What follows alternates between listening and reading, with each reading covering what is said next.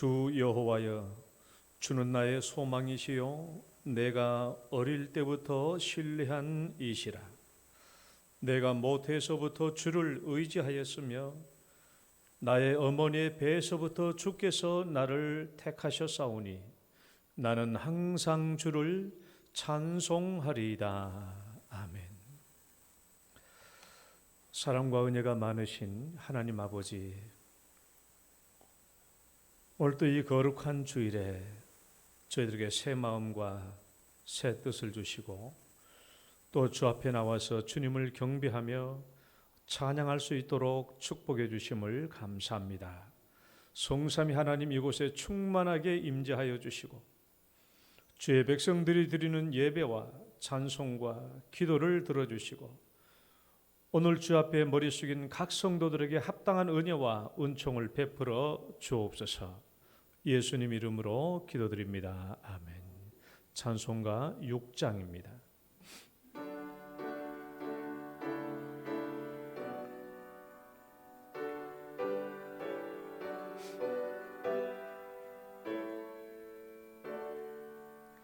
목소리 높여서 주 찬양하여라. 영광과 권세와 존귀와 위엄을 온누리 다스리시는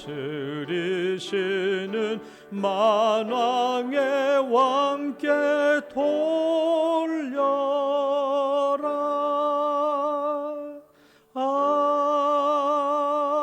아멘. 신앙 고백 드리겠습니다.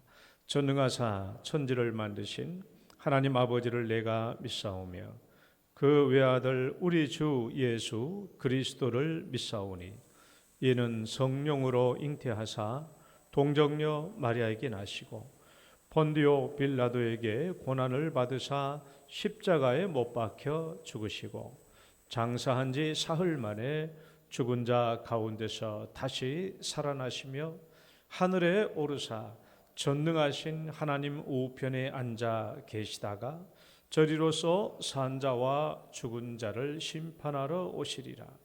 성령을 믿사오며 거룩한 공회와 성도가 서로 교통하는 것과 죄를 사하여 주시는 것과 몸이 다시 사는 것과 영원히 사는 것을 믿사옵나이다.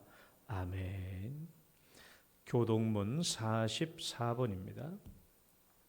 시편 100편의 말씀.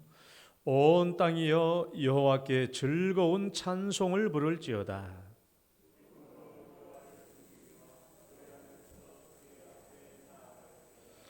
여호와가 우리 하나님이신 줄 너희는 알지어다.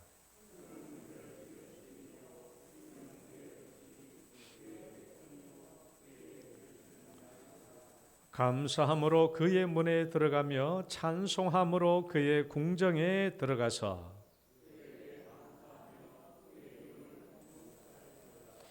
여호와는 선하시니 그의 인자하심이 영원하고 그의 성실하심이 대대에 이르리로다. 아멘. 앉으셔서 찬송가 23장입니다.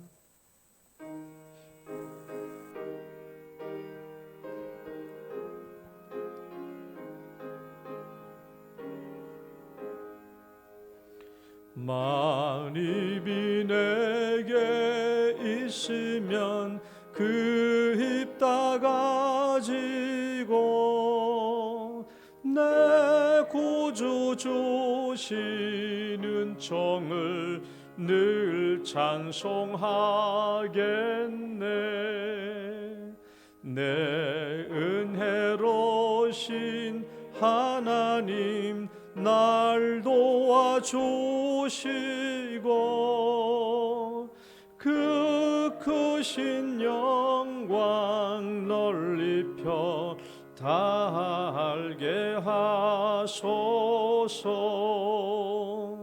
내 주의 귀한 이름이 날 위로하시고 이 귀 참 희락되도다. 내 죄의 권세 깨뜨려 그 결박 보시고 이 초한 마음을 비로소 고정케 하셨네.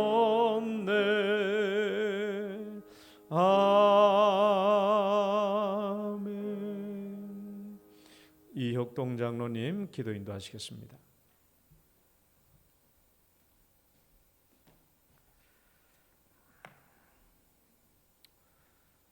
사랑과 은혜가 풍성하신 하나님 아버지, 올 한 해도 여기까지 인도해 주심을 주님 감사드립니다.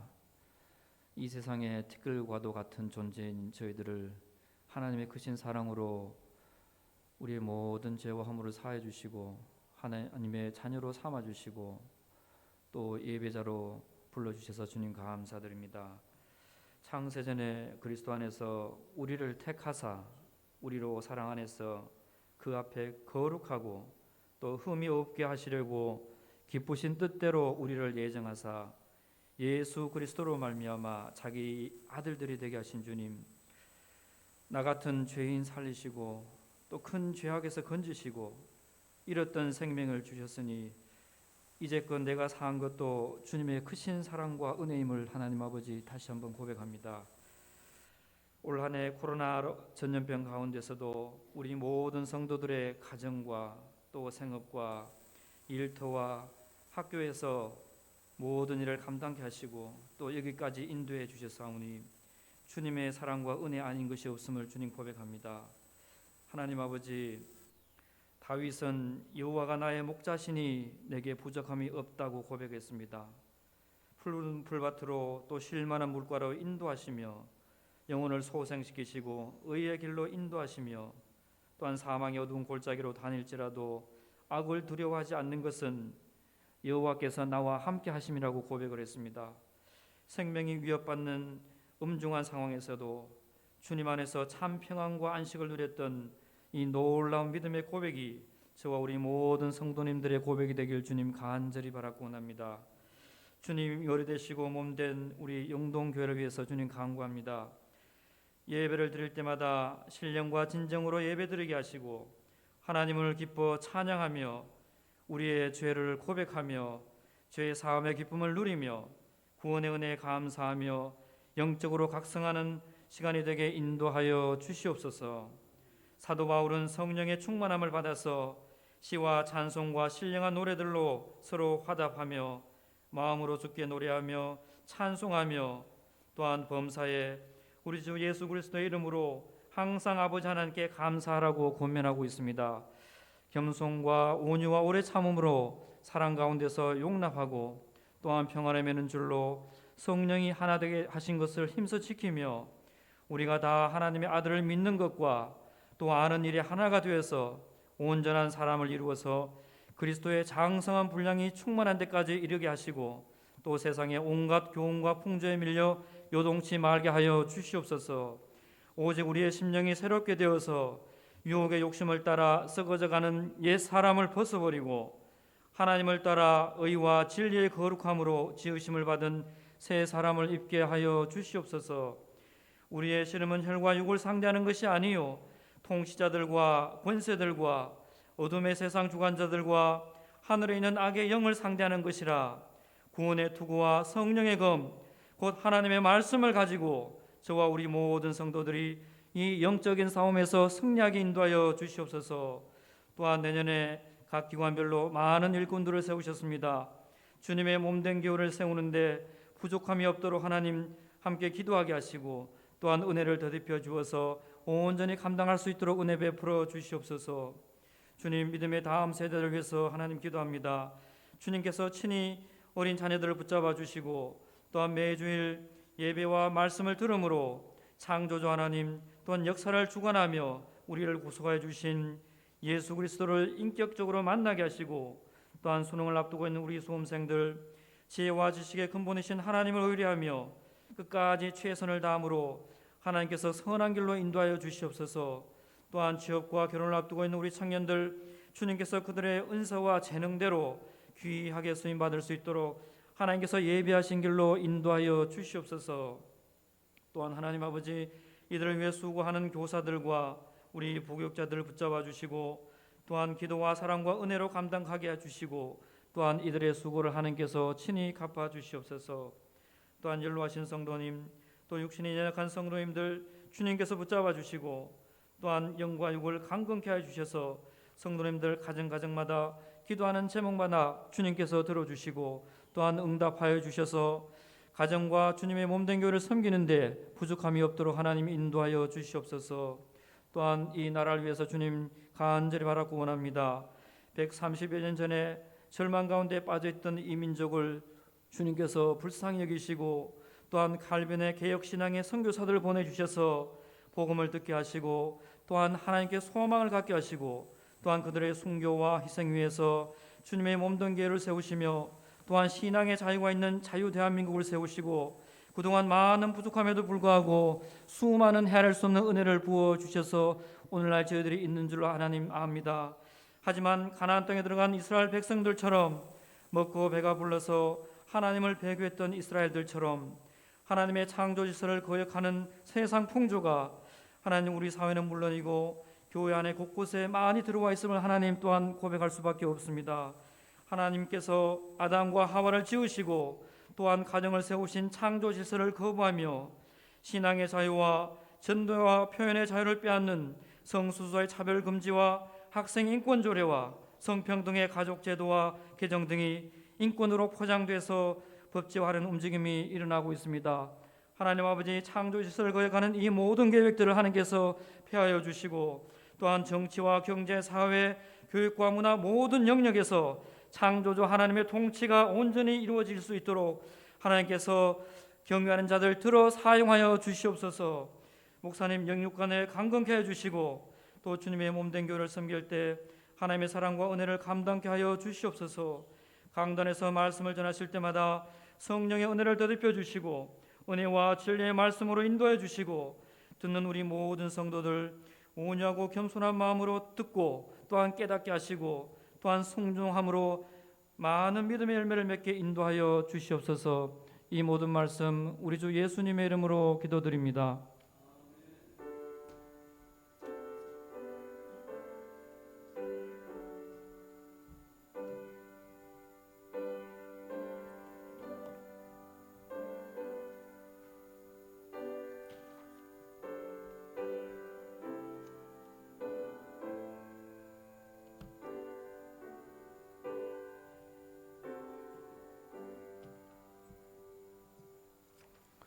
찬양 드리겠습니다. 나는 행복해요.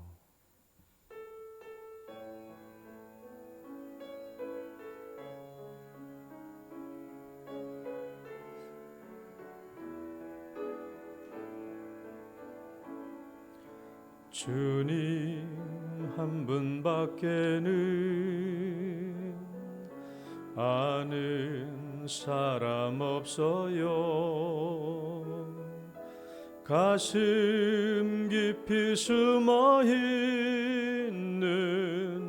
주를 사랑하는 마음, 주님 한 분밖에는 기억하지 못해요. 처음 주를 만난 그날 울며 고백하던 말, 나는 행복해요. 죄사함 받았으니 아버지 품 안에서 떠나 살기 싫어요. 나는 행복해요. 사랑이 샘솟으니 이 세상 무엇이든 채우고 더 남아요. 주님 한 분밖에는 아는 사람 없어요. 작은 가슴 뜨거웁게 주님 피가 흘러요. 주님 한 분밖에는 약속하니 없어요. 나를 믿고 따르는 자 반석 위에 서리라. 나는 행복해요. 죄사함 받았으니 아버지 품 안에서 떠나 살기 싫어요. 나는 행복해요. 사랑이 샘솟으니 이 세상 무엇이든 채우고 더 나는 행복해요. 나는 행복해요. 죄사함 받았으니 아버지 품 안에서 떠나 살기 싫어요. 나는 행복해요. 사랑이 샘솟으니 이 세상 무엇이든 채우고 더 남아요. 아멘. 오늘 주신 하나님 말씀 에베소서 4장 13절에서 15절 말씀.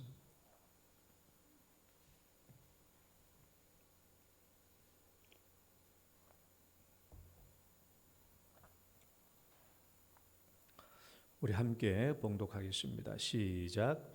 우리가 다 하나님의 아들을 믿는 것과 아는 일에 하나가 되어 온전한 사람을 이루어 그리스도의 장성한 분량이 충만한 데까지 이르리니 이는 우리가 이제부터 어린 아이가 되지 아니하여 사람의 속임수와 간사한 유혹에 빠져 온갖 교훈의 풍조에 밀려 요동하지 않게 하려 함이라. 오직 사랑 안에서 참된 것을 하여 범사에 그에게까지 자랄지라. 그는 머리니 곧 그리스도라. 아멘. 하나님 아버지, 오늘도 저희들에게 귀한 영혼의 양식을 베풀어 주신 것 감사합니다. 이 시간 우리에게 귀한 또 영혼의 만나를 주심에 저희들이 먹고 마시며 건강한 영육간의 강건함을 덧입을 수 있도록 축복하여 주옵소서. 예수님 이름으로 기도드립니다. 아멘. 할렐루야. 우리 옆사람 인사합니다. 잘 오셨습니다. 주 이름으로 축복합니다. 여러분, 오늘도 거룩한 주일날 또 주 앞에 나와서 안식을 누리고 또 예배하러 오신 여러분 진심으로 주 앞에 온 것을 축복합니다. 오늘도 주님께서 우리에게 주신 말씀들을 잘 기억하면서 잘 들읍시다. 어제 저녁에도 제가 새롭게 하셔서 어떤 간증을 한 1시간 30분짜리 쭉 들었는데 그 고난 속에서 그렇게 고난 속에서 하나님을 배우고 자기 자신의 영적인 성숙을 이루어가는 그런 환경도 있더라고요. 보니까 감옥에 들어가 가지고 온갖 고생을 다 하면서. 그런데 우리는 감옥 들어간 것도 아니에요. 인생에 어려움 있는 것도 아니에요.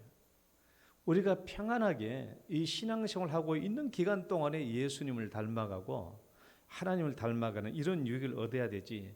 여러분 감옥에 가고 싶습니까? 그럴 필요 없잖아요.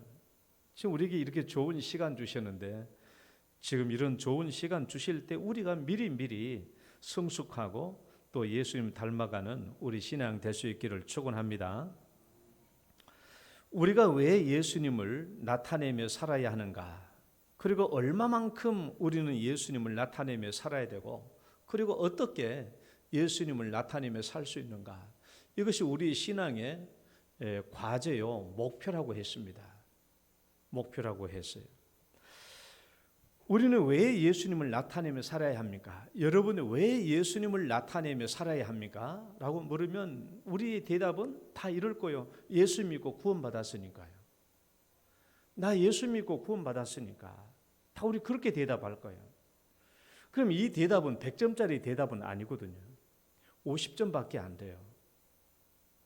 여러분 이스라엘 백성들이 출애굽해서 시내산에서 십계명을 받잖아요. 그럼 이스라엘 백성들이 하나님의 거룩함을 나타내고 하나님의 백성다운 십계명을 지키는데 이들이 구원받기 위해서 십계명을 지킵니까? 아니면 구원받았으니까 이제 십계명을 지킵니까? 어째요? 우리가 다 물어보면 구원받았으니까 십계명을 지킨다고 그래요. 그렇게 대답해 보면은 이 대답은 50점밖에 안 된다는 거예요. 우리 이제 출애굽에서 구원받았으니까 이제 십계명 지킨다. 나 이제 구원받았으니까 예수님을 나타낸다. 그렇게 대답하면은 우리의 신앙적인 대답이 50점밖에 안 돼요. 시내산 언약의 내용을 한번 볼까요? 출애굽기 19장 4절로 6절 말씀 앞에 보고 한번 읽어봅니다. 내가 애굽 시작. 내가 애굽 사람에게 어떻게 행하였음과 내가 어떻게 독수리 날개로 너희를 업어 내게로 인도하였음을 너희가 보았느니라. 여기까지는 내가 너희를 구원한 것을 얘기해요. 그 다음에 읽어봐요. 시작. 너희는 모든 민족 중에서 너희가 내게 대하여 제사장 나라가 되며 거룩한 백성이 되리라. 여기 보면은 뭐가 나와 있냐? 하나님께서 이스라엘 백성들을 구원해 주신 목적이 나와 있어요. 여러 민족 앞에서 제사장 나라로 삼기 위하여 거룩한 백성이 되도록 하기 위하여 하나님께서 애굽 땅에 구원하신 것입니다. 그러니까 하나님의 구원에는 잘 생각하셔야 돼요. 하나님의 구원에는 먼저 무엇이 있냐라는 거예요. 하나님의 구원에는 먼저 무엇이 있냐? 먼저 구원하시고자 하는 목적이 있어요. 목적. 구원이 목적이 아니라 구원해서 하려고 하는 목적이 있다라는 거예요. 목적이. 그러니까 하나님의 구원에는 항상 무엇이 있냐 그러면 구원의 목적이 먼저 있어요. 한번 읽어봐요. 시작. 이 말 잘 새겨 들으시라고요. 구원이 목적이 아니라 구원에는 목적이 있는 거예요. 구원이 목적이 아니라 그 구원에는 목적이 있어. 그 목적을 이루기 위해서 하나님은 우리를 구원하신 것이죠. 우리는 그래요. 구원받으면 하나님의 말씀대로 살 거야. 구원받으면 하나님의 말씀대로 살 거야. 그러면 구원받은 뒤에 하나님 말씀대로 안 살면 어떻게 할 건데요? 이런 구원받고 난 뒤에 하나님 말씀대로 안 산 사람들이 한 명입니까? 두 명입니까? 수도 없이 많습니까? 수도 없이 많잖아요. 그 구원받고 난 뒤에 하나님 말씀대로 안 살면 어떨 건데요? 어쩔 건데요? 얼마나 많은 사람들이 구원받고 하나님 말씀대로 안 살려고 하나님의 말씀과 무관하게 산 사람들이 많습니까? 왜 그런가? 그것은 구원의 목적을 두었기 때문에 그래요. 구원의 목적을 두었기 때문에. 내 구원의 목적을 두었기 때문에. 구원받고 난 뒤에는 안 지켜도 되는 거예요. 구원받고 난 뒤에는 하나님 말씀대로 안 사도 되는 거예요. 그러니까 구원받고 난 뒤에 우리 신앙의 삶이 경거망동해지는 겁니다. 경거망동해지는 거예요. 내 구원을 목적으로 삼았으니까, 신앙이라고 하는 것을 내 구원을 목적으로 삼았으니까 구원받고 난 뒤에 좀 방종한 삶이 나올 수도 있는 거예요. 하나님 편에서는 나를 구원하는 게 목적이에요. 하나님은 나를 구원하는 게 목적이에요. 그러나 우리는 하나님이 나를 구원하시려고 하는 그 목적이 돼야 돼요. 왜 나를 구원하시려고 하는지 그 목적이 내 목적이 돼야 됩니다. 그래야 구원받고 난 뒤에 계속 하나님의 말씀에 귀를 기울이고 하나님의 관심을, 내 관심을 가지고 하나님이 나에게 요구하신 삶이 무엇인지 관심을 가지게 돼요. 그런데 내 구원 자체가 목적을 삼아버리면 구원받고 난 뒤에 할 일이 없잖아요. 그러니까 경거망동해지게 되는 거예요. 그러니까 구원이 목적이 아니라 그 구원에 목적이 있는 거예요. 그걸 관심을 가져야 돼요. 그러면 하나님의 구원에는 어떤 목적이 있는가? 하나님의 구원에는 어떤 목적이 있는가? 이사야 43장 21절 말씀 읽어봅니다. 이 백성은, 시작, 이 백성은 내가 나를 위하여 지었나니 나를 찬송하게 하려 함이니라. 이 말씀을 보면 하나님께서 이스라엘 백성들을 구원하시고 또 이스라엘 백성을 창조하기 전에 어떤 목적을 가졌다고요? 하나님을 찬송케 하려는 목적을 가졌다라는 거예요. 하나님을 찬송케 하려는 목적을 가졌다라는 것입니다. 우리가 창세기 1장 26절 말씀도 보면은 인간 창조의 목적이 먼저 나와요. 읽어봐요. 하나님 이르시되, 시작, 하나님이 이르시되 우리의 형상을 따라 우리의 모양대로 우리가 사람을 만들고 그들로 바다의 물고기와 하늘의 새와 가축과 온 땅과 땅에 기는 모든 것을 다스리게 하자 하시고 창조를 하셨어요. 그 창조의 목적이 먼저 있는 거예요. 창조하고 난 뒤에 어디다 쓸까가 아니라 창조하시기 전에 목적이 있어요. 그러니까 하나님은 먼저 목적이 있는 겁니다. 그러니까 나를 구원하기 전에 내 구원의 목적을 먼저 가지고 계시는 거예요. 내 구원에 대한 목적이 오늘 우리 장로님 기도하실 때 말씀하셨는데 에베소서 1장 4절 말씀 봐봐요. 곧 창세전에 읽어봐요. 시작. 곧 창세전에 그리스도 안에서 우리를 택하사 우리로 사랑 안에서 그 앞에 거룩하고 흠이 없게 하시려고 우리를 예정하사 예수 그리스도로 말미암아 자기의 아들들이 되게 하셨으니 그의 은혜의 영광을 찬송하게 하려는 것이라. 창세전에 나를 구원하려고 미리 구원의 목적을 예정하셨어요. 창세전입니다. 그래서 나를 구원해서 거룩하고 흠이 없게 하시려고, 그리고 나를 통하여 하나님의 은혜의 영광을 찬송받으시려고 나를 창조하고 오늘날 이 시대에 구원하신다라는 거예요. 이것을 아까 출애굽기 언약으로 말하면 열방 중에 제사장 나라로 삼는다라는 말과 같은 말이고, 이사야 말씀처럼 하나님을 찬송케 하려 함이라, 내가 너희를 지으신 것은 다 같은 개념이에요. 같은 목적이에요. 그런데 하나님이 나를 구원하시되 창세전에 나를 구원하려고 예정하셨어요. 여러분, 왜 창세전에 이 세상을 짓기도 전에 왜 창세전에 나를 구원하시려고 하나님이 미리 예정하셨을까요?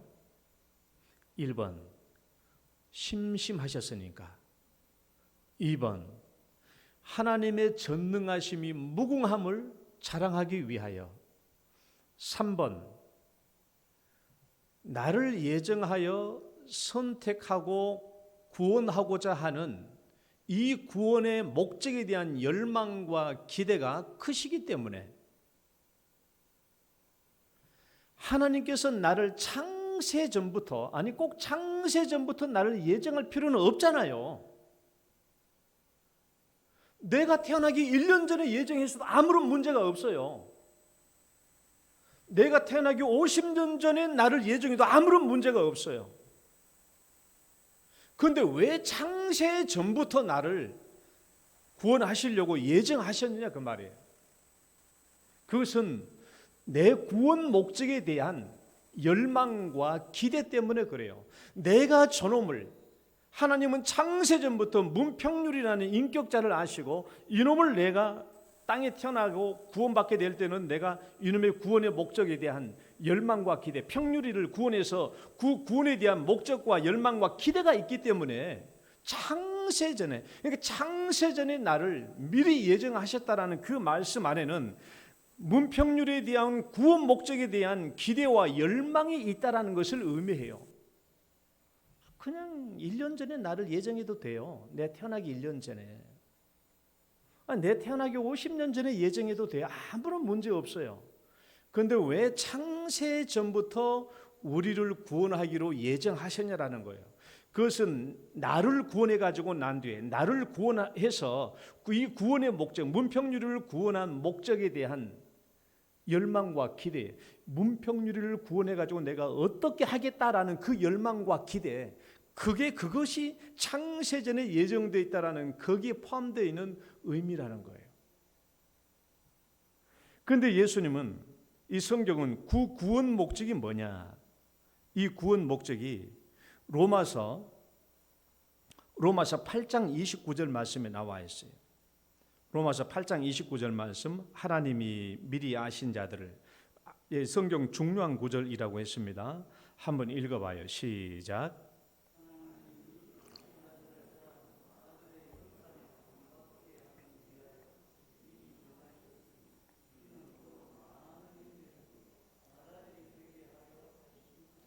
창세전에 하나님이 나를 구원하시려고 예정하셨는데 그 목적이 나와 있어요. 아주 간략하게.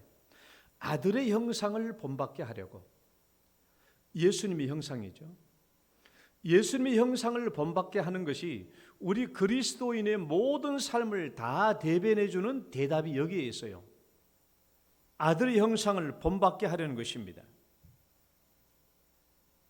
창세전에 미리 나를 구원하기로 예정하셨다라는 이 말씀에는 아들의 형상을 본받게 하려고 하는, 나를 구원해서 아들의 형상을 본받게 하려는 그 기대와 열망이 하나님께는 가득 채워져 있었던 거예요. 그러니까 우리를 그 오래전부터 우리를 예정하시고 구원에 미리 예정하셨던 것이죠. 아들의 형상을 본받기 위하여. 아들의 형상은 예수님의 형상이죠. 이 땅에 오시되 하나님의 신성과 그리고 우리의 인성을 입고 이 땅에 오신 그 예수님을 본받게 하려는 거예요. 본받다라는 말, 우리 본이란 말 잘 알죠? 본뜬다라고 그러잖아요. 본뜬다 그 본이에요. 그러니까 이 본받는다라는 말은, 본뜬다는 말이니까 그 원본과 똑같이, 따라봐요. 원본과 똑같이, 원본과 똑같이 되는 거예요. 아들의 형상을 본받는다는 말은 예수님과 똑같이 된다는 것을 의미해요. 그러니까 이 본받게라는 말은 쉼모르포스라는 헬라어인데, 쉼모르포스라는 말 한번 봐봐요. 쉼모르포스라는 말은 쉰이라는 말, 함께, 같이라는 말과 모르페라는 말, 모양, 형상이라는 말이 같이 있는 말이에요. 그러니까 예수님의 모양과 형상과 똑같이라는 말이에요. 똑같이. 그러니까 예수님을 본받게라는 말은 예수님과 모양이 똑같게, 예수님과 형상이 똑같게라는 의미예요. 똑같이. 그러면 예수님을 우리가 얼마만큼 닮아야 합니까? 우리가 예수님을 얼마만큼 닮아야 돼요? 예수님의 형상을 본받게라고 했으니까 예수님의 형상을 우리가 얼마만큼 닮아야 되느냐? 여러분 주물 제작하는 거 아시죠? 그림 한번 보실까요? 주물 제작. 저 그림은 주물 제작하는 거예요. 주형. 지금 이 네모 판때기가 주형이에요. 주형이고 쇳물을 거기다 담잖아요. 그렇죠? 쇳물을 담으면 나중에 이거 털어서 나오는 게 뭐예요? 주물이라고 그래요. 주형, 틀에서 쇳물을 거기다 집어넣어서 나중에 제작되어 나온 것이 주물이에요. 주물, 생산품이죠. 그러니까 저 주물은 저 생산품은 반드시 어디와 일치해요? 저 틀에 일치하는 거예요. 만약에 저 틀에 1mm라도 오차가 생기면 불량품이 되는 거예요. 이제 정밀 제품일수록 불량품이 되는 거야. 그러니까 주물이라고 하는 것은 주형에 딱 맞게 나와야 돼요. 조금도 오차가 없이. 이런 우리가 예수님과 얼마만큼 닮아야 돼요? 정답은 예수님과 똑같이. 그러니까 우리는 예수님 틀 속에 들어갔다 나와야 돼요. 예수님의 틀 속에 들어갔다 나와야 돼. 내가 그리스도와 함께 십자가에 못 박혔나니 그런즉 이제는 내가 산 것이 아니요 오직 내 안에 그리스도께 사신 것이라. 예수님의 틀 속에 쏙 들어갔다 나오면 이제 내가 죽고 내 안에 예수가 살게 되는 거예요. 그렇게 닮으라는 거예요. 우리가 예수님을 다른 틀에 들어가지 말고 예수 틀 속에 들어가라는 거예요. 여러분, 우리가 붕어빵 틀 속에 반죽을 넣으면 나중에 무슨 빵이 나와요? 붕어빵이 나와요. 붕어빵 틀에다가 반죽을 집어넣으면 붕어빵이 나와요. 붕어빵 틀 속에 반죽을 넣는데 국화빵이 나오는 게 아닙니다. 국화빵은 국화빵 틀에 넣었기 때문에 국화빵이 나오는 거예요. 여러분, 붕어빵 틀 속에 반죽을 넣으면 붕어빵이 나오는 것이지 국화빵이 나오는 게 아니에요. 만약에 국화빵이 나왔다고 그러면 반죽을 어디다 집어넣은 거예요? 그것을 분명히 국화빵 틀에 집어넣기 때문에 국화빵이 나오는 거예요. 여러분, 오늘 내가 예수를 안 닮고 있으면 내가 내 자신을 예수 틀에 넣은 것이 아니라 다른 틀에 넣은 거예요. 다른 틀에, 돈의 틀에 넣든지 아니면 다른 틀에 넣든지 거기 틀에 넣었으니까 예수를 안 닮은 거예요. 그러니까 우리 자신들을 예수의 틀에 넣어야 예수가 닮는 모양이 나옵니다. 예수님이 이 말씀을 반복적으로 이렇게 말했죠. 그 열매로 그 나무를 알리라. 열매로. 그 열매, 모양의 모양. 우리 열매로 그 나무를 알아요. 내 모양을 보면 내가 국화빵 틀 속에 들어가는지 붕어빵 틀 속에 들어가는지 그거 모를 리가 없죠. 내 모양이 예수를 닮지 않았다면 우리는 내가 예수 틀 속에 들어간 게 아니라는 거예요. 여러분, 예수를 닮는 일이 왜 중요해요? 예수를 닮는 일이 왜 중요합니까? 왜? 단순히 닮는 일이 중요한 게 아니에요. 왜 예수 닮는 일이 중요하냐? 창세기 말씀 봐봐요. 땅 위에 읽어봐요. 시작. 땅 위에 사람 지으셨음을 한탄하사 마음에 근심하시고. 여러분, 이 말씀은 이제 노아의 홍수로 사람이 죄악 중의 과정에서 사람들을 노아의 홍수로 진멸하기 전에 하신 말씀이에요. 땅에 사람 지으셨음을 한탄하사 마음에 근심하시고. 자, 왜 하나님께서 땅에 사람 지으셨음을 한탄하셨을까요? 한탄하셨을까요? 왜 하나님이 땅 위에 사람 지으셨음을 한탄하셨을까요? 왜? 하나님께서 인간을 창조시 하나님의 형상대로 사람을 창조하셨는데 그 하나님께서 창조하신 창조의 하나님의 형상의 원본과 너무 많이 빗나가 있고 너무 많이 동떨어져 있고 하나님 그 형상이 너무 많이 파괴되어 있기 때문에 한탄하신 거예요. 그러니까 한탄하다라는 이 히브리어는 나함이라는 단어예요. 나함이라는 단어인데 이 단어는 후회하다, 위로하다라는 뜻이에요. 내가 이 단어를 여러 번 설명했어요. 여러분, 가만히 생각해 봐요.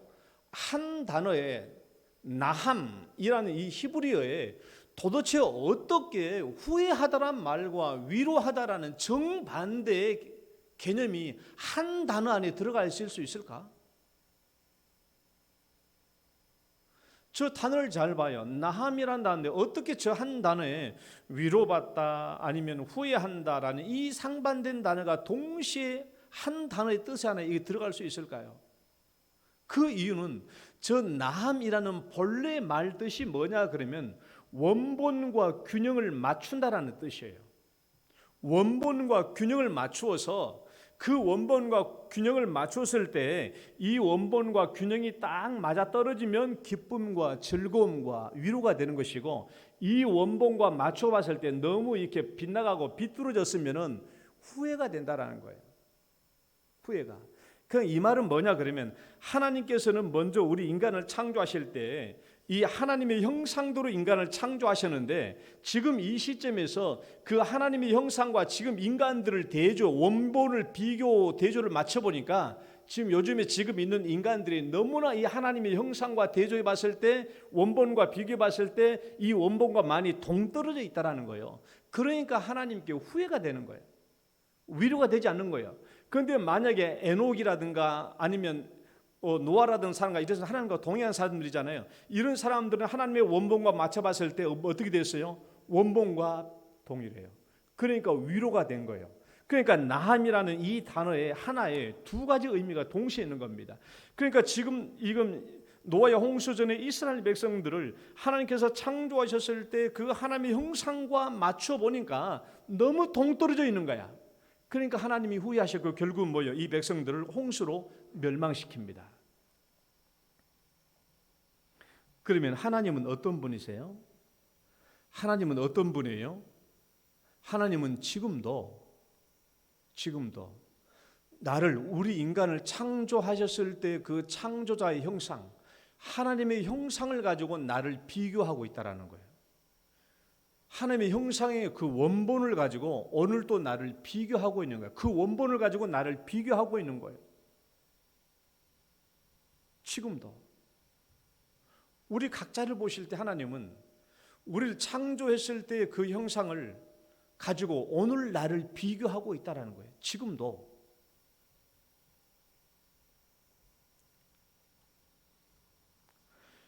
하나님이 인간을 창조하셨을 때 창조자의 형상, 하나님의 형상, 그것이 하나님의 틀이에요.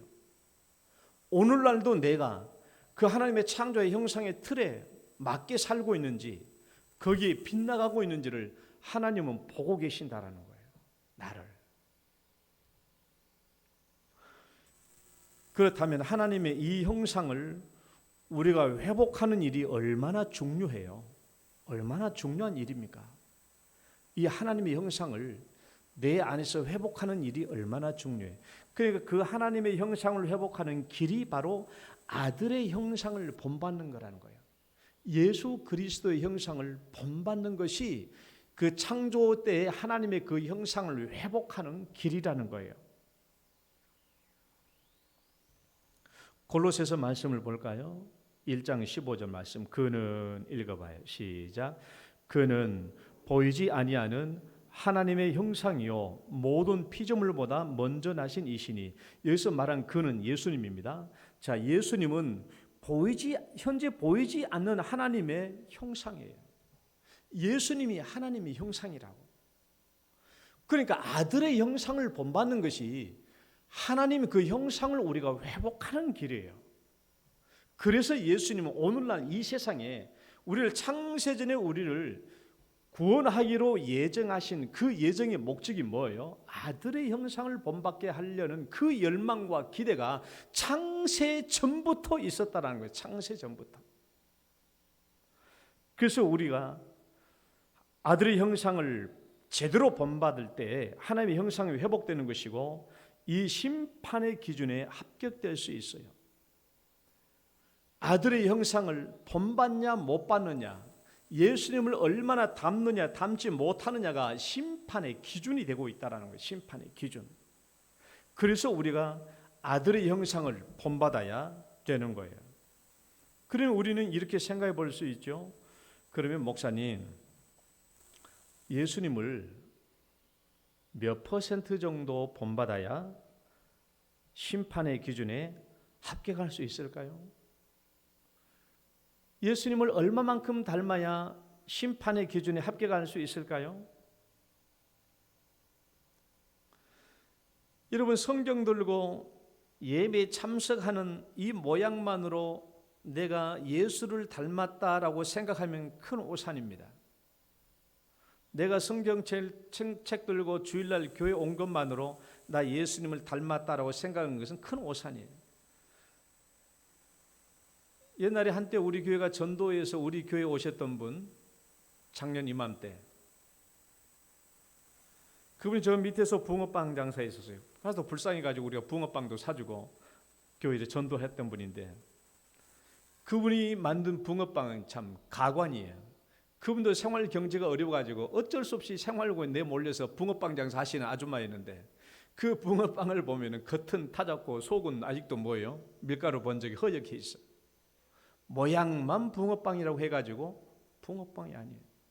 어떤 때는요 아줌마가 좀 정신이 좀 오락가락하신 분인데 어떤 때는 붕어빵이 잘 익었더라고. 모양이 노리끼리하니 참 먹음직스러워서 사서 봤더니 안에 뭐가 없어요. 얼마나 급했으면 안고를 안 집어넣고 또 이거 해버린 거야. 아무리 붕어빵 겉은 붕어빵이라 할지라도 속에 안고가 없으면 어떻게 돼요? 붕어빵이 아니잖아요. 아무리 모양으로는 예수님 닮았고 그리스도인처럼 닮았다고 할지라도 내 내면이 예수 그리스도를 닮지 아니하면 예수님을 닮았다고 말할 수 없죠. 여러분, 우리가 도대체 얼마만큼 예수님을 닮아야 하나님의 합격품이 될 수 있겠는가? 우리가 얼마만큼 닮아야 우리가 죽을 때 하나님 나라에 가면 아이고 내 닮은 아들 왔구나 하면서 달려나와서 하나님이 나를 맞이할 수 있을까? 도대체 몇 퍼센트 정도 닮아야? 한 50% 이상 닮으면 예수님이 나를 알아보고 달려올까요? 아니면 70% 정도 닮으면 나를 알아보고 예수 닮았다고 알아보고 나에게 달려오실까요? 아니면 95% 이상은 닮아야 할까요? 몇 퍼센트 이상을 예수 닮아야 예수 닮았다고 인정받을 수 있고 심판의 기준에서 합격할 수 있을까? 저는 여기 정답은 두 개라고 생각해요. 정답은 두 가지. 첫 번째, 하나님은 100% 예수 닮기를 요구하고 있다는 거예요. 따라봐요. 100%예요. 하나님의 요구는 100%예요. 100%. 우리는 이것이 불가능하다고 얘기할지 모르겠지만은 이미 하나님은 우리에게 성령님을 우리 안에 주셔서 예수 닮을 수 있는 길을 다 주셨어요. 100% 닮을 수 있는 길을 우리에게 주셨어요. 그래서 하늘 아버지의 온전하심과 같이 너희도 온전하라고 요구한 거요. 이 말씀 다시 읽어봐요. 그러므로 시작. 그러므로 하늘에 계신 너희 아버지의 온전하심과 같이 너희도 온전하라는 거예요. 온전하라. 하나님 아버지의 온전하심과 같은 온전함 받을 수 있는 길을 열어주셨기 때문에 우리에게 이렇게 요구하는 것이지, 이런 길을 요구하지 않으셨다면 이걸 요구하지 않을 거예요. 하늘에 계신 너희 아버지의 온전하심과 같이 너희도 온전하라고 성경이 예수님이 우리에게 요구했는데 문 목사가 여러분들에게 50%만 닮아도 된다고 말하면 되겠어요?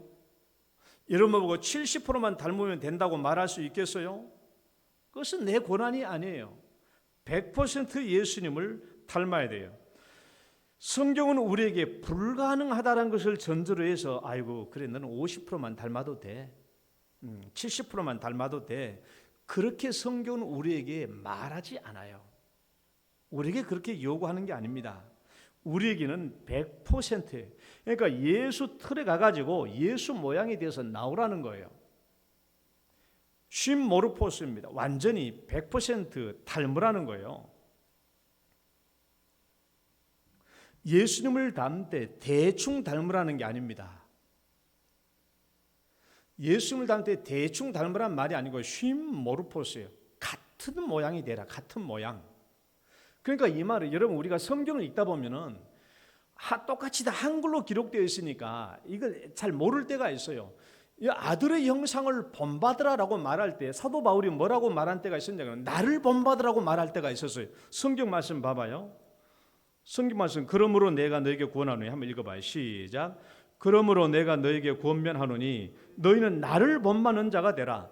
나를 본받으라라는 말도 있고 쉼모르포스 예수 아들의 형상을 본받으라는 말도 있는데 국어로 번역되다 보니까 본받다라는 말이 똑같이 기록되어 있지만 헬라어는 완전히 딴판이에요. 예수 닮으라고 할 때는 쉼모르포스야. 형상 그대로 똑같이라는 말이고 사도 바울이 나를 본받으라라고 말할 때는 미메시스예요. 미메시스 달라요. 흉내내라는 말이에요. 미메시스란 말은 손주는 장로님 잘 알 거예요. 아리스토텔레스의 문학론이 모방론이거든요. 그게 미메시스입니다. 흉내내는 거예요. 흉내내는 거. 그러니까 사도 바울이 자기를 본받으라고 할 때는 미메시스예요. 미메시스. 그냥 흉내내다 따라하다라는 말이거든요. 그러나 예수님을 본받으라고 할 때는 흉내내란 말이 아니에요. 완전히 100% 쉼 모르포스, 형상 자체가 똑같이라는 말이거든요. 그러니까 달라요. 사람을 100% 아무리 사람이 훌륭하다고 할지라도 그 사람을 100% 본떠버리면 안 되잖아요. 사람이라는 건 안 좋은 부분도 있으니까. 그러나 예수님은 그게 없으니까 예수님은 쉼 모르포스 완전히 100%란 말이고, 인간은 흉내내란 말이 좋은 것만 본떠란 말이에요. 그러니까 예수님을 닮으란 말은 일부만 닮으란 말이 아니고 100% 닮으란 말이에요. 100% 똑같이. 에베소서 4장 13절 말씀 한번 봅시다.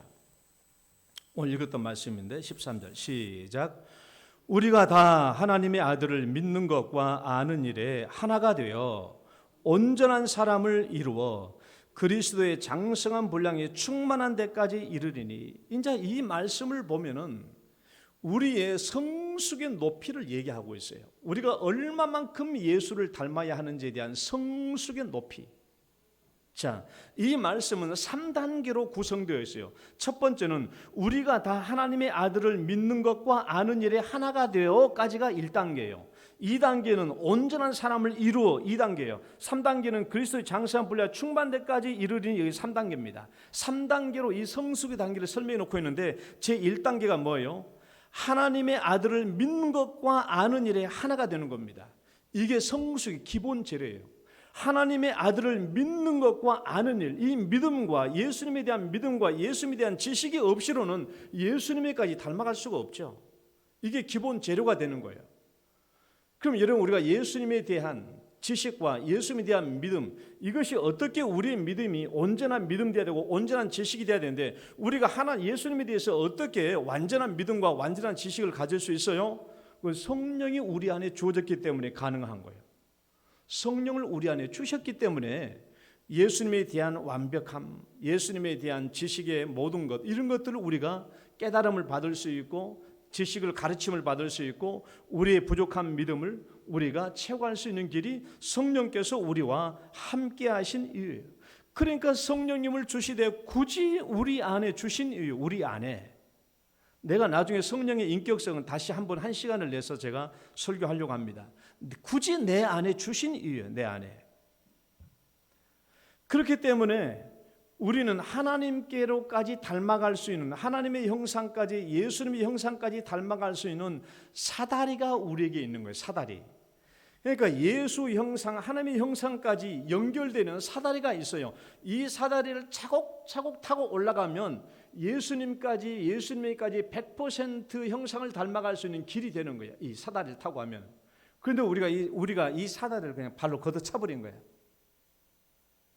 어렵다고 걷어차버리고, 하기 싫다고 걷어차버리고. 이것은 우리의 합당한 신앙생활이 아니죠. 두 번째는 우리가 예수 그리스도에 대한 믿음과 지식의 하나가 되어야 돼요. 하나만 갖고는 안 돼요. 이거 일체를 이룬단 말이에요. 일체를. 예수 그리스도에 대한 믿음만 갖고도 안 되고 지식만 갖고도 안 되고 이 두 가지가 일체가 돼. 둘 다 필요하다라는 거예요. 이것을 재료가 됐을 때 그 다음에 2단계 우리가 뭐가 돼요? 온전한 사람을 이루는 겁니다. 따라해 봅시다. 온전한 사람. 여러분, 이 온전한 사람이, 온전한이라는 말이 헬라어로는 텔레이오스예요. 텔레이오스. 영어로는 퍼펙트. 완전한, 완벽한이에요. 그러니까 이 부분을 영어 성경은 뭐라고 번역했느냐? 퍼펙트맨, 퍼펙트맨, 퍼펙트맨. 사람이 퍼펙트 된다. 퍼펙트맨. 또 다른 성경은 풀그론맨, 풀그론맨이란 말은 완전히 자랄 때까지 다 자라버린, 우리가 보름달을 영어로 뭐라고 그래요? 풀문이라고 해요. 풀문. 완전히 동그래져 버렸어. 풀문. 완전히 동그래졌어. 그러니까 풀그론이란 말은 완전히 다 자라서 더 이상 자랄 수 없는, 완전히 다 자라버린 그런 사람이 되라는 거예요. 온전한 사람, 퍼펙트맨이 되라는 거예요. 퍼펙트맨. 성경이 우리에게 그렇게 요구하고 있어요. 완전한 사람 되라는 것이죠. 그 다음에 3단계를 봐요. 그리스도의 장성한 분량에 충만한 데까지 도달하라는 거예요. 우리는 2단계에서 퍼펙트맨이 돼야 된다라는 이 말씀만 가지고도 우리는 이미 그렇게 상태가 돼버린 거예요. 여러분, 우리가 인간이 완벽해도 어떻게 퍼펙트 할 수 있어요? 그렇잖아요. 인간이 어떻게 퍼펙트 할 수 있냐고, 인간이. 그런데 성경은 우리가 퍼펙트맨이 돼야 된다고 하면서도 거기가 끝이 아니라 지금 3단계를 또 얘기하고 있는 거예요. 최종적인 단계, 그리스도의 장성한 분량이 충만한 데까지 닮으라는 것이죠.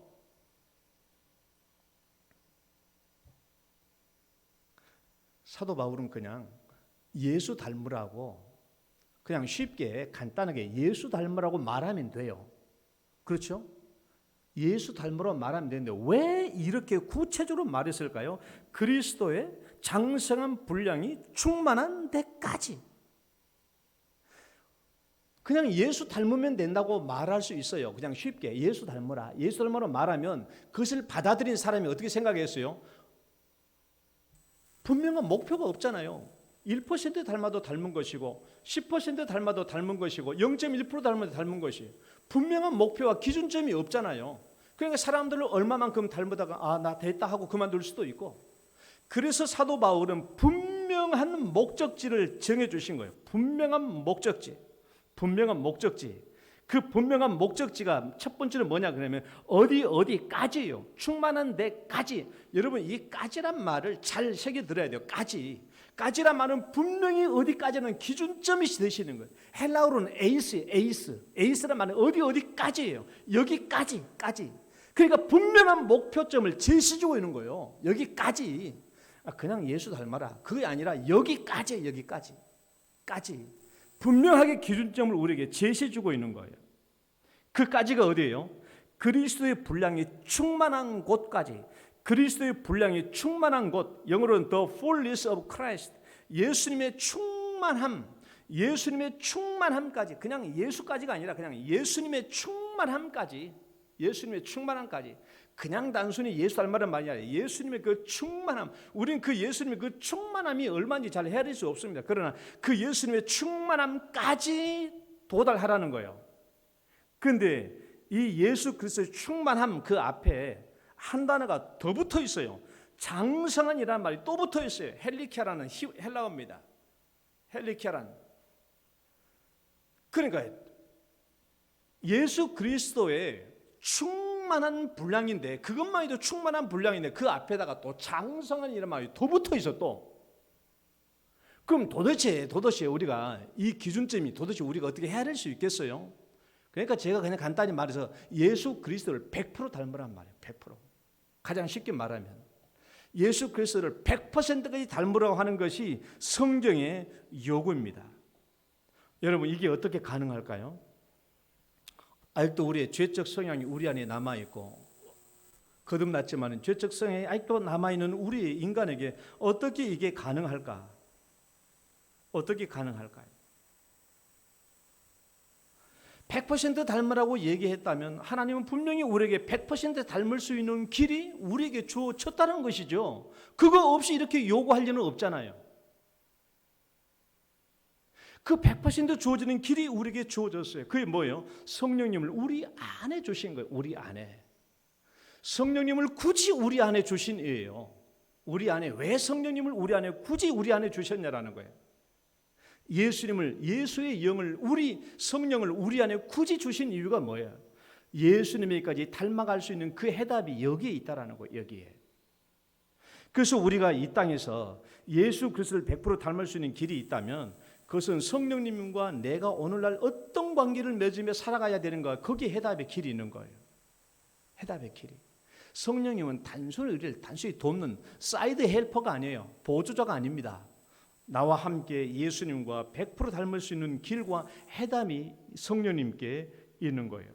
그러면 여러분들은 제가 100% 예수님을 닮아야 한다고 하니까 여러분 분명히 이렇게 생각하시는 분이 있을 거예요. 있을 거야. 너무나 과한 요구다. 과한 요구. 너무나 과한 요구가 아닌가? 예수님을 100% 닮으라 하더니 이것이 너무나 과한 요구가 아닌가?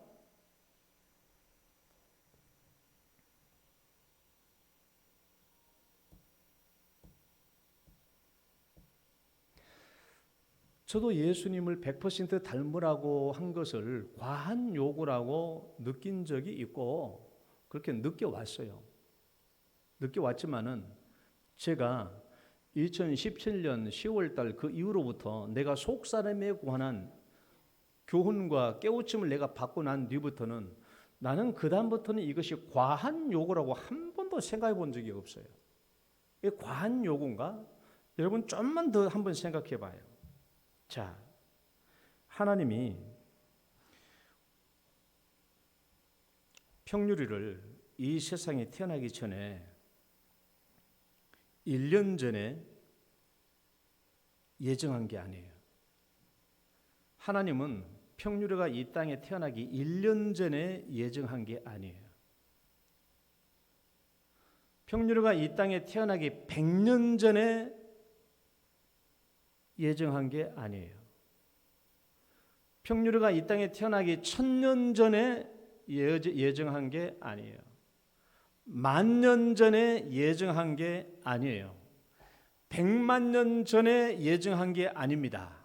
평유를 이 땅에 태어나게 하기려고 하는 1억 년 전에 나를 예정한 게 아니에요. 성경은 창세 전부터 나를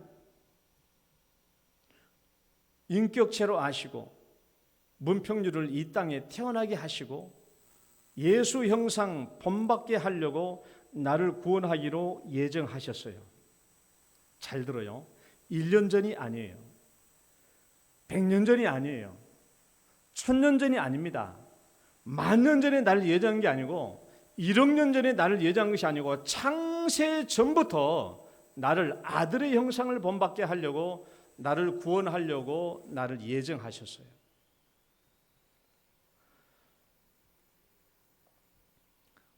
만약 하나님이 내가 태어나기 겨우 1년 전에 나를 구원하기로 예정하셨더라면 내가 예수 닮는 것 그저 20% 정도만 닮아도 하나님은 만족할지도 모르겠습니다. 만약 내가 태어나기 50년 전에 하나님이 예정하셨다면 내가 이 땅에 태어나서 20, 30%, 50%만 예수 닮아도 만족할 수 있었을지 모르겠습니다. 그러나 내가 태어나기 만세 전에 창세 전부터 나를 구원하기로 작정하셨고 나를 예수 형상 닮게 하려는 이 목적을 가지고 나를 구원하기로 예정하셨다면 내가 이 땅에 태어나서 예수 믿는 거 10% 예수 닮은들 하나님이 만족하겠어요? 50% 닮는다고 하나님이 만족하시겠어요? 100%만 닮는다고 만족하시겠어요? 아니 그냥 내가 이 땅에 태어날 때 그냥 하나님이 그냥 문평률이 이 땅에 태어나게 1년 전에 예정하셨다면 내가 그냥 이 땅에 태어나서 예수 믿고 한 10%만 예수 닮아도 하나님 만족할 수도 있어요. 예수님이 하나님이 나 태어나기 50년 전에 예정하셨다면 그냥 내가 이 땅에 태어나서 예수 믿고 한 20, 30%, 50% 닮았어도 그냥 만족할 수 있어요. 근데 하나님이 내 구원에 대한 그 예정이 50년 전도 아니고 100년 전도 아니고 1000년, 10,000년, 1억 년 전도 아니고 창세 전부터 문평유라는 인격체를 아시고 내가 구원받기를 작정하시고 이 구원받으면 예수 형상을 본받게 하려고 나를 구원하시기로 했다면 내가 실제로 이 땅에 태어나서 예수님 10% 닮는 것에 만족하겠어요? 하나님이? 50% 만족한 것에 50% 닮는 것에 만족하시겠어요? 120% 내가 닮아도 예수님은 하나님의 이 열망은 꺼지지 않을 것입니다. 그러니까 우리는 예수님을 닮은 것에 대한 그 만세전에 창세전에 나를 구원하셨다, 예정하셨다라는 이것을 우리는 시간적인 개념으로만 생각해요. 창세전에. 시간적인 개념이 아니라 오늘 성경 말씀은 의미적인 개념으로도 봐야 돼요. 의미적인 개념. 그렇게 창세전부터 문평유라는 인격체를 아시고 태어나면 예수 형상을 닮게 하려고 나를 구원하시려고 창세전부터 나를 예정하셨다라는 거예요. 그러면 창세전부터 나를 구원하려고 예정하셨다라면 거기에는 하나님의 어떤 열망이 있겠냐 그 말이에요. 그렇게 오래전부터 나를 구원하려고 작정하셨다면 안 그래요? 여러분들이 자식 뱃속에 있을 때부터 자식에 대한 기대가 있어요? 없어요? 있잖아요. 그건 언제부터 기대입니까? 우리가 뱃속에 있을 때부터 내 자식 나면 이거 이렇게 해야지. 이러면 그때부터 열망 갖지요? 그럼 여러분 실제로 보면 여러분이 결혼하기 전부터 열망을 가져야 안 가져요?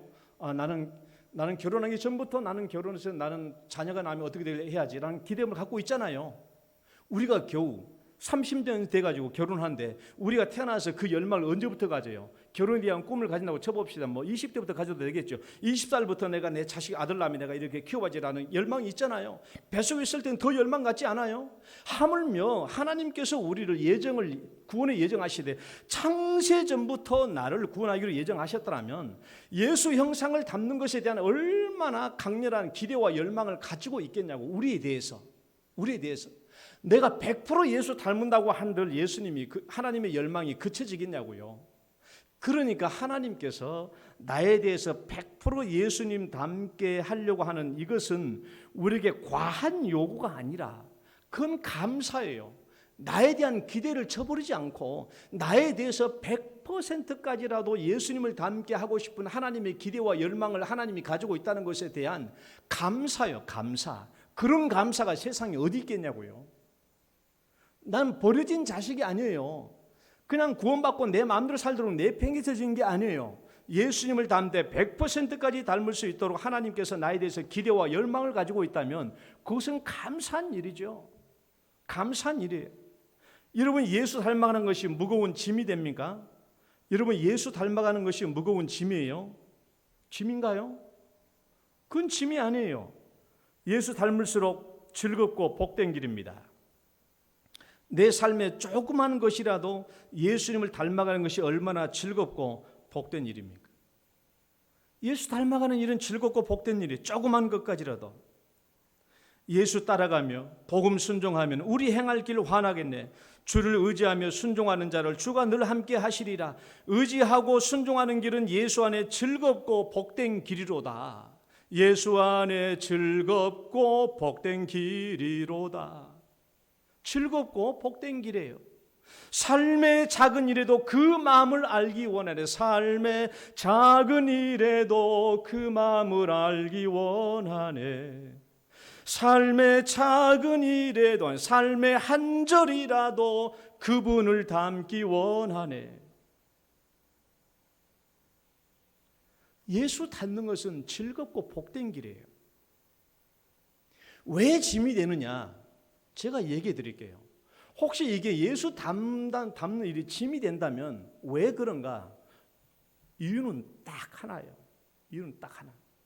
예수 닮는데 내가 짐이 된다, 이것이 대답은 딱 하나예요. 우리 다 구원을 받았다고 쳤을 경우에 구원 받았음에도 불구하고 예수 닮는 게 짐이 된다. 왜 짐이 되냐? 목표가 다르기 때문에 그래요.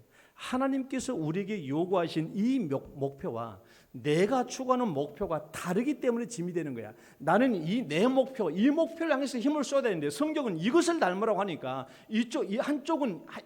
한쪽은 이쪽으로 힘을 쏟고 한쪽은 이쪽으로 힘을 쏟으려고 하니까 짐이 되는 거야. 무거운 짐이 되는 거예요. 무거운 짐.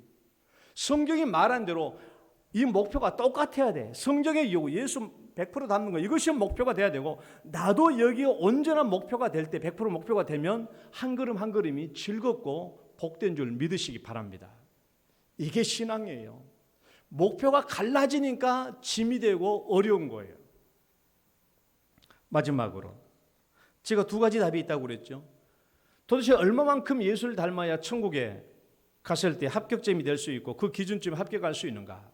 두 번째 답이에요. 첫 번째 답은 뭐라고요? 100% 닮으라는 것이 성경의 답이에요. 두 번째 답은 하나님의 긍휼을 기대한 답이에요. 정말 우리가 예수님을 100% 닮아야 천국에 합격할 수 있나? 저는 그것은 아니라고 생각해요. 왜? 100% 닮아야만 천국 가는 건 아니에요. 목사님, 저는 20%밖에 못 닮았는데 천국 못 가나요? 목사님, 저는 너무 예수를 늦게 믿어가지고요 3%도 못 닮았는데 천국 갈 수 없을까요? 저는 100% 예수를 닮지 못해도 얼마든지 합격 판정을 받을 수 있다고 생각해요. 어떻게? 어떤 사람에게? 예수 닮는 이 목표를 평생도록 추구한 사람들, 예수 닮기를 평생도록 추구한 사람들, 넘어지고 차 빠질 때도 있죠. 중단할 때도 있겠죠. 낙심할 때도 있겠죠. 그러나 포기하지 않고 내가 평생토록 예수 닮는 것을 목표를 가지고 달려간 사람들은 하나님께서 나를 아시고 보셨으니까 나를 천국에서 내쫓지는 않을 거라는 것이죠. 왜? 내가 예수 닮는 것을 아예 포기하지 않았잖아요. 무관심하지 않았잖아요. 나는 구원받았으니까 이제 난 됐어라고 무관심하지 않았어요. 나는 마지막까지 예수를 닮으려고 나아갔어요. 여러분, 누가 성령으로 거듭난 사람입니까? 누가 성령으로 거듭난 사람이에요?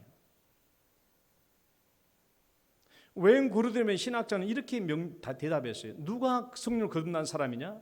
죽을 때까지 예수를 닮기로 추구해가는 그 사람이 성령으로 거듭난 사람이라는 거예요. 그렇지 않으면 확인할 길이 없는 거예요. 사람으로서는. 내가 이 평생 사는 날 동안 예수님을 닮아가기를 포기하지 않았고 무관심하지 않았다면 하나님은 나를 보실 거예요. 내 삶을 다 아시니까.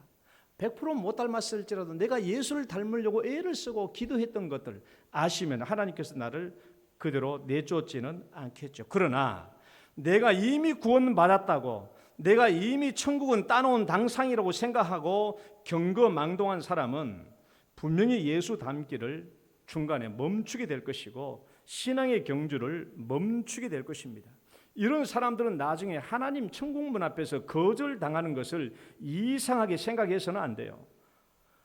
아이고, 하나님 예수 믿으라고 해서 나 예수 믿었거든요. 나 마음으로 영접했거든요. 그 말 100번에도 소용이 없습니다. 나더러 주여 주여 하는 자마다 천국 가는 게 아니에요. 하나님께서 우리에게 주신 믿음은, 구원의 믿음은 애초부터 그런 믿음이 아니었어요.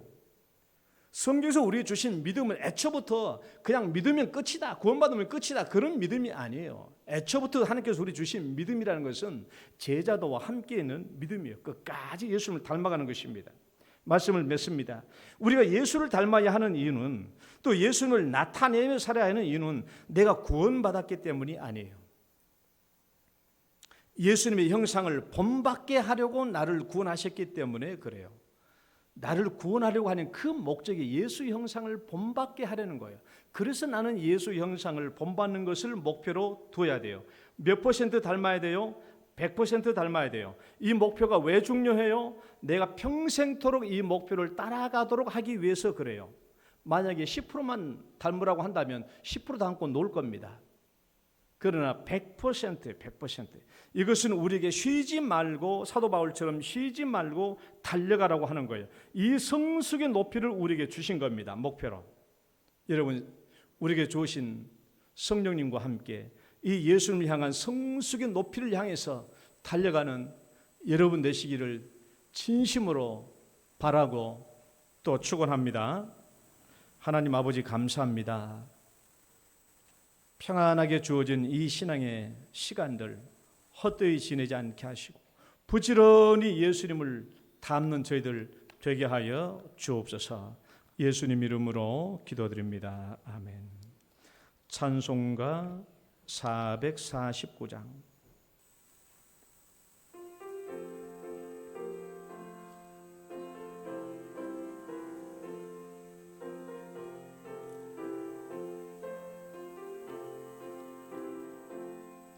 예수 따라가며 복음 순종하면 우리 행할 길 환하겠네.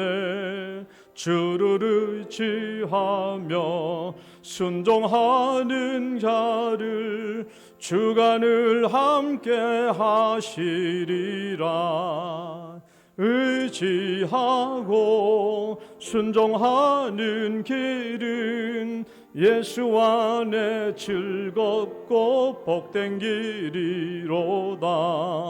해를 당하거나 우리 고생할 때 주가 위로해 주시겠네. 주를 의지하며 순종하는 자를 주가 능하여 주시리라. 의지하고 순종하는 길은 예수 안에 즐겁고 복된 길이로다.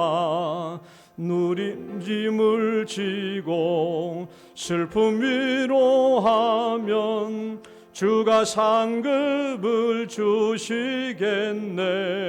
주를 의지하며 순종하는 자를 항상 복 내려 주시리라. 5절 주를 힘입어서 말씀 잘 배우고 주를 모시고 살아가세.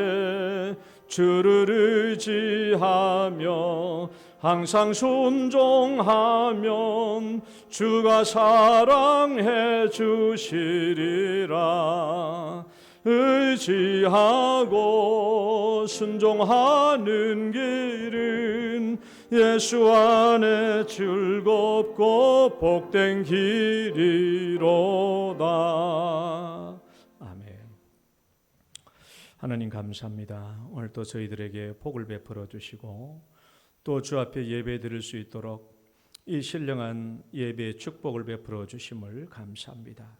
또 주 앞에 나오면서 주 앞에 드리는 이 예물들을 기쁘게 받아 주옵소서. 11조의 예물과 감사의 예물과 또 기타 예물들이 있습니다. 드린 예물대로 주님 기쁘게 받아주시고 이들의 귀한 열매가 되게 하시고 상이 되게 하여 주옵소서. 드리는 손길 그들의 믿음의 가정들 기도하며 구하며 간구하며 자녀의 앞들 모든 길들 위에 형통함을 베풀어 주옵소서. 특별한 감사의 제목들을 받아주시며 또한 기도의 제목들은 응답하여 주옵소서. 예수님 이름으로 기도드립니다. 아멘.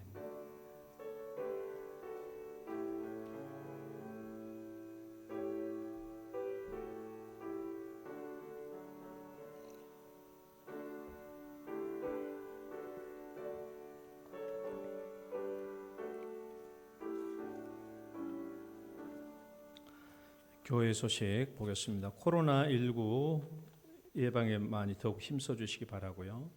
2021년 사역 지원서가 현관에 있습니다. 보시고 각 필요한 분야에서 사역하실 분들 또 지원서를 써서 교육자실에 제출해 주시면 감사하겠습니다. 문서장부 검열이 있습니다. 2021년 전도회 및 각 기관 신임원단 명단이 있습니다. 참고하시고 우리 아론에는 김성준 장로님이 회장이 아니고 우리 김성환 집사님이 회장인데 김성자까지 그다음에 저 환자의 밑에 니은자까지 똑같아가지고 글자를 잘 못 알아봐가지고 김성준이라고 쓴 것 같아요. 김성환 집사님이 회장이시고요. 나머지 분들 다 잘 참고해 주시기 바랍니다.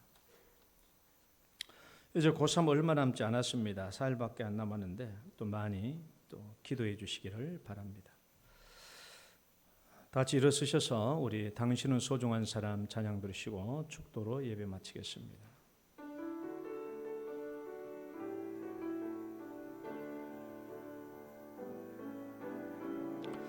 당신은 소중한 사람,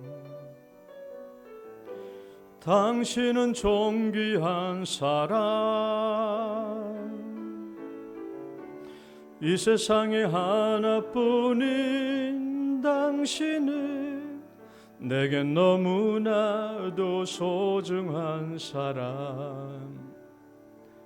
그런 당신을 사랑해요. 그런 당신을 축복해요. 사랑받기에 합당한 당신을 주의 이름으로 사랑합니다. 주의 이름으로 축복합니다.